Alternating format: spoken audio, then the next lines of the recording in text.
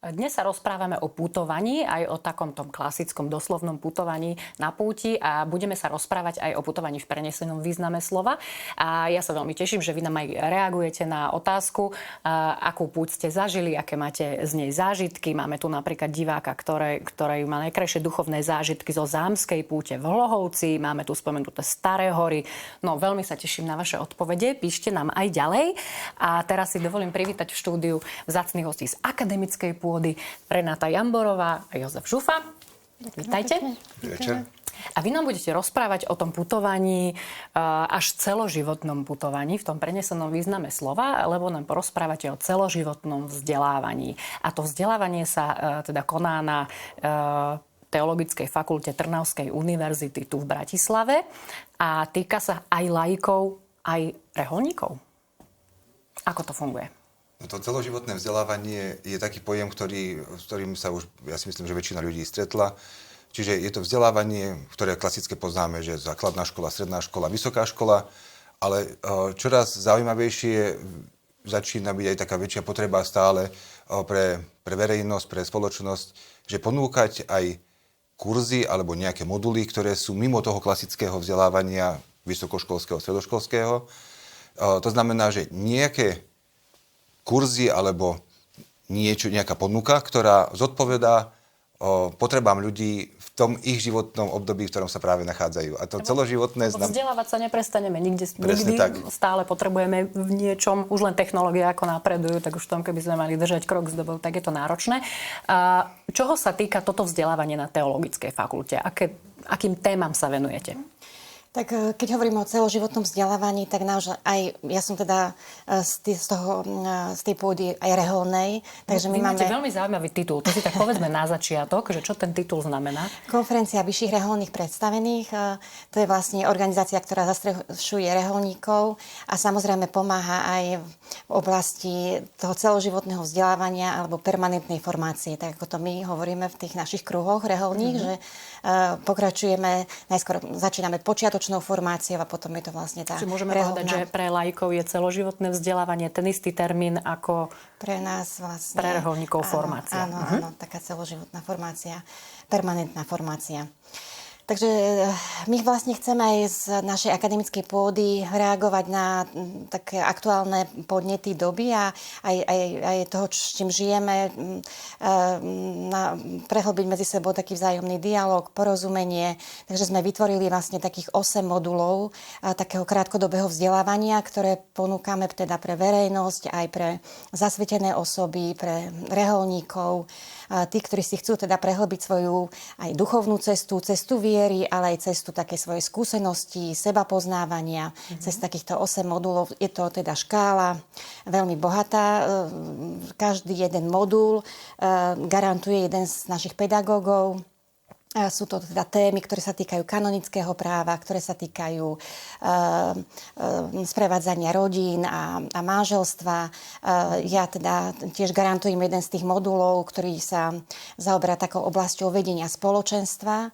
A v takom kontexte counselingu. Áno, my máme teda aj program na Teologickej fakulte, je to counseling pod sociálnou prácou a v tomto kontexte sme vlastne ako spolu skupina pedagógov vytvorili taký krátky modul sprevádzania a práce v spoločenstve, ako vie spoločenstvo, ako ho moderovať, ako tak synodálne pracovať v spoločenstve, ako si stanoviť ciele. Takže a hlavne je to niečo, čo je také seba skúsenostné. Tak môže aj Jozef tiež ponúka nejaké moduly a môže aj on.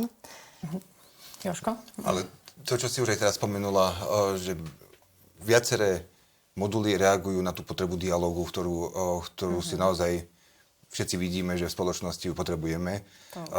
Čiže takúto kompetenciu, ako si aj povedala, že synodálneho prístupu, to si tak spolu hľadáme všetci, že čo to znamená ten synodálny prístup. My vidíme, že čoraz viacej potrebujeme dávať dôraz na to počúvanie.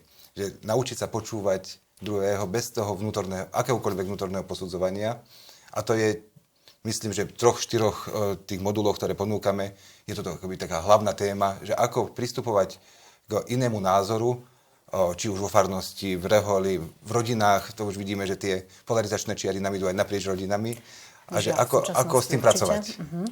Takže to je, máme tam jeden modul, ktorý priamo sa bude venovať akoby výchove facilitátorov pre synodálne stretnutia vo farnostiach, v spoločenstvách. Potom je tam ďalší modul, ktorý sme pripravili spolu zase so študentmi náboženskej a kultúrnej mediácie. To sa nazýva, že kde som v dialógu. Čiže tam chceme tiež pracovať s tým, že ako vedieť odovzdať svoje posolstvo nenásilnou komunikáciou pre verejnosť, pre tú protistranu názorovú, ale zároveň ako nechať priestor každému inému názoru, aby sme netlačili na zmenu.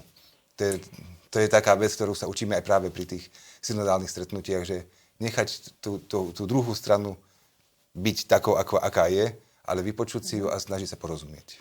A mne pritom stále ide v hlave, pre koho je presne toto vzdelávanie určené. Pre zasvetené osoby mi to je také viac zrejmé.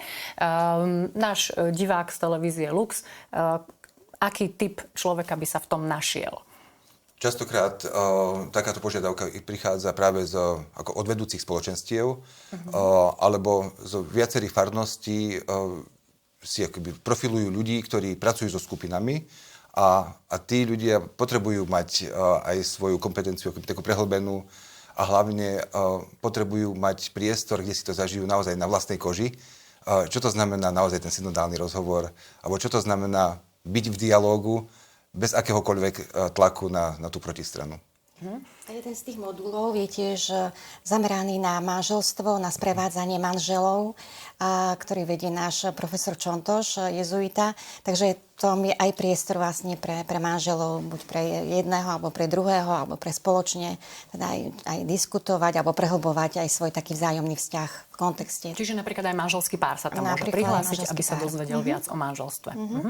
Alebo aj ľudia, ktorí už pracujú buď v sociálnych službách, alebo vo farnostiach práve s manželmi. Napríklad pri príprave na manželstvo?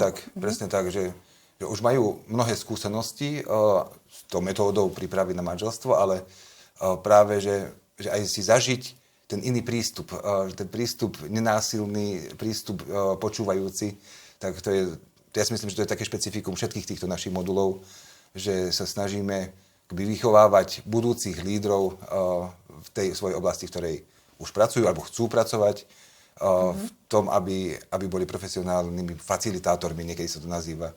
A aby teda netápali len tak, že čo si myslím, ako by to asi tak malo byť, ale aby to mali podložené ľuďmi z akademického prostredia, ktorí teda vždy vychádzajú z nejakej konkrétnej výsledkov vedy, z literatúry a zo skúseností. A hlavne sme chceli aj vlastne osloviť, alebo chystáme tie moduly pre tých, ktorí nemusia za každú cenu získať diplom, vlastne bakalársky alebo magisterský, ale chcú niečo kontinuálne študovať v nejakom menšom objeme a v tom spoločenstve a teda aj prehlbiť sa v tých vedomostiach a získajú si za to osvedčenie a prehlbia si tie poznatky a zároveň aj zažijú si takú interakciu tej skupiny alebo vôbec toho študentského života. Takže je to akoby aj rozšírenie toho portfólia, ktoré ponúkame aj v rámci univerzity, v rámci aj fakulty teologickej, že okrem teda tých vzdelávaní, ktoré sú štandardne akademického rázu, tak sú to aj takéto menšie mikroprojekty, moduly a takéhoto krátkodobejšieho vzdelávania. Kedy konkrétne a kde konkrétne je možné si pozrieť tieto moduly, prihlásiť sa, kedy sa to bude konať a kde? Ja poprosím našu režiu aj o link, kde si môžu nájsť naši televízni diváci všetky informácie, ale kedy sa to teda bude konať, kde? Už sa to koná. Otvorili sme to prihlasovanie už, myslím, že pred týždňom. Na našej webovej stránke sú informácie ku každému modulu. No a bude sa to konať, chceli by sme to otvoriť v druhej polovičke apríla, všetky tieto moduly. Väčšina z nich je takže 6 týždňov, alebo sme to natiahli do 2 mesiacov. Viaceré z nich sú pripravované aj kombinovane, že môžu prísť ľudia do Bratislavy na jeden piatok alebo sobotu podľa toho plánu. Čiže taký celodenný. A potom budú mať niekoľko stretnutí online. Čiže bude to taká kombinácia prezenčnej aj online výučby a potom by sme chceli, aby v každom module, aby to bolo tiež ukončené opäť zase potom prezenčne spolu s tou celou skupinou. Čiže ľudia budú mať priestor, akoby, že sa aj navzájom budovať ten zážitok komunity. Ale zároveň aj dávame priestor, čiže aby to mohli nielen z Bratislavy ľudia študovať, ale aby mohli prísť od hocikadiaľ. Čiže online to vedia ľudia prísť, teda si pozrieť hoci kedy. A kto príde do Bratislavy, tak príde kam? Príde na Teologickú fakultu, je to v krásnom prostredí historickej budovy, na Primaciálnom námestí, čiže priamo v srdci mesta. Čiže okrem toho, že sa krásne vzdelá, spomenie si na školské lavice, bude v akademickom prostredí s vyučujúcimi v tepe veľkého mesta, skúsenosťami, tak si prípadne môže vybehnúť aj na dobrú kávičku v Bratislave. Napríklad. Ďakujem veľmi pekne, že ste prišli nám predstaviť tieto moduly celoživotného vzdelávania a permanentnej formácie.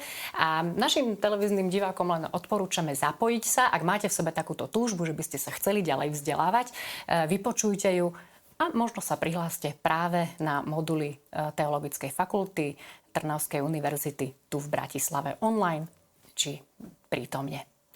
Ďakujem veľmi pekne našim hosťom a my si teraz pozrieme ďalšiu pesničku.